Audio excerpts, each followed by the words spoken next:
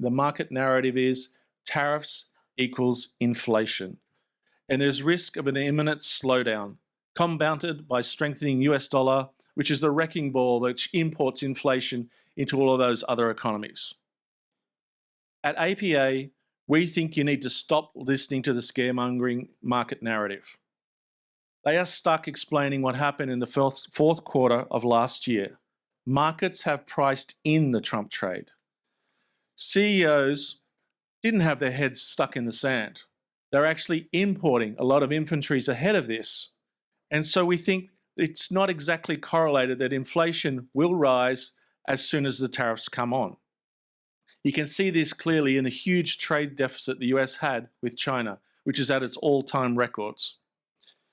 In fact, when we look at the data, like true inflation, which monitors 18 million prices on a daily basis, what we actually see is inflation is going down and actually creating new lows at the moment. We expect that across the services inflation as well. So it's not clear that Trump's tariffs equal inflation.